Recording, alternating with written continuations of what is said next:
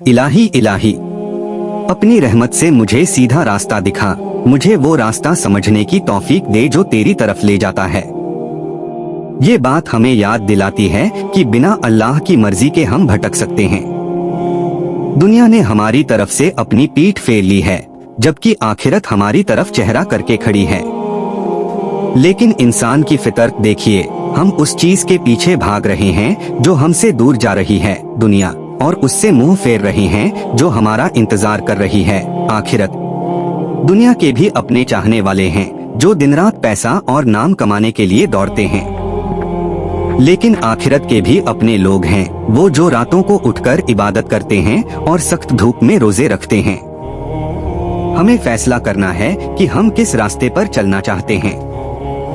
दुनिया एक ऐसी जगह है जहां सिर्फ अमल करना है, यहाँ कोई हिसाब नहीं है। लेकिन मरने के बाद जो जिंदगी शुरू होगी वहाँ सिर्फ हिसाब होगा, वहाँ अमल करने का मौका नहीं मिलेगा। इसलिए समझदारी इसी में है कि आज के वक्त का सही इस्तेमाल किया जाए। आखिरत तक पहुँचने के 2 रास्ते बताए गए हैं। पहला, सीधा रास्ता। यह थोड़ा मुश्किल लग सकता है, यहाँ सुकून और थोड़ा साया है, लेकिन इसका अंजाम बहुत खूबसूरत है। दूसरा, खतरनाक रास्ता। यह देखने में बहुत चमक दमक वाला और आकर्षक है, लेकिन इसका अंजाम तबाही है। अक्सर लोग इसी रास्ते को चुनते हैं क्योंकि वो सिर्फ शुरुआत देखते हैं, अंजाम नहीं। हजरत नूह अलैहिस्सलाम ने 950 साल तक लोगों को अल्लाह की तरफ बुलाया। इतनी लंबी जिंदगी गुजरने के बाद जब उनसे पूछा गया कि उन्हें दुनिया कैसी लगी, तो उन्होंने कहा, दुनिया एक ऐसे घर की तरह है जिसके एक दरवाजे से मैं दाखिल हुआ और दूसरे से बाहर निकल गया। अगर इतनी लंबी जिंदगी एक पल जैसी है, तो हमारी 60-70 साल की जिंदगी की क्या हैसियत है। इंसान की जिंदगी का जो हिस्सा गुजर गया वो एक ख्वाब की तरह है, और जो बचा है वो सिर्फ एक उम्मीद है।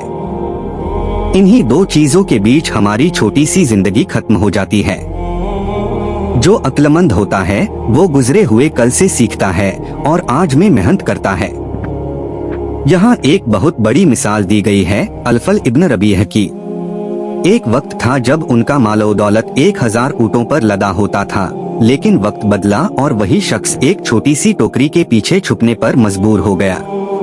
इसी तरह हसन इब्न सहल की मिसाल है, जिनका सब कुछ खत्म हो गया था, लेकिन फिर अल्लाह ने उन्हें इतनी बरकत दी कि उनका सामान फिर से हजारों ऊँटों पर लगने लगा। दुनिया कभी एक जगह नहीं रुकती, यह बेसबाक अनस्टेबल है। यहाँ बड़े बड़े ताकतवर लोग जलील हो जाते हैं, कमजोर और गरीब लोग कभी बादशाह बन जाते हैं। जो कल तक महलों में रहते थे वो सड़कों पर आ जाते हैं, और जो मिट्टी में थे वो आसमान छूने वाली इमारतों तक पहुँच जाते हैं।